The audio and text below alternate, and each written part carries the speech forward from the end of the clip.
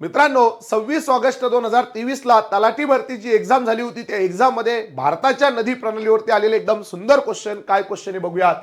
तर लेकरांनो, ब्रह्मपुत्रा नदी अरुणाचल प्रदेशात पोहोचल्यावर तिला टिंबटिंब या नावाने ओळखली जाते। ऑप्शन आपल्या समोर दिलेले आहे। ब्रह्मपुत्रा नदी भारतात सर्वात रुंद पात्र असणारी नदी म्हणून आपण ओळखतो। तर या ब्रह्मपुत्रा नदीला अरुणाचल प्रदेशामध्ये दिहांग या नावाने ओळखलं जातं, म्हणून ऑप्शन क्रमांक 3 याचं योग्य उत्तर आहे। तर सांगपो याला चीन मध्ये असं म्हणतात। चीन मध्ये मानस सरोवर कैलास पर्वतरांगेमध्ये हिचा उगम झालेला आहे। भारताच्या बाहेर हिचा उगम झालेला आहे। मानस सरोवर जवळ हिचा काय झालाय उगम झालेला आहे।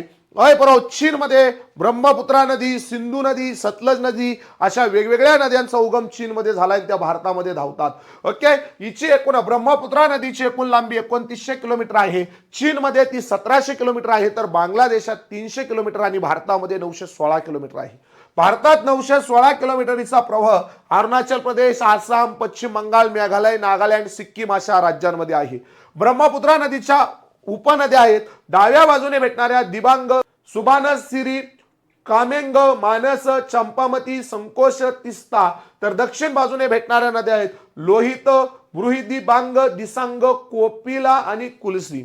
ओके, आसाम मेघालय राज्याची सीमा ब्रह्मपुत्रा नदी निश्चित करते। भारत भूटान या देशाची सीमा मानस नदी निश्चित करते। आसाम राज्यात माजुली नावाचं बेट आहे, जगातले सर्वात मोठे बेट आहे।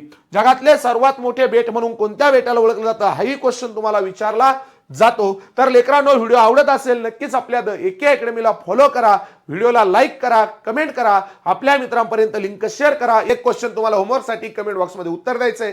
भारतातील सर्वात लांब नदी गंगा असून गंगा नदी ही कोणत्या दोन नद्यांच्या संयुक्त प्रवाहापासून निर्माण झालेली आहे।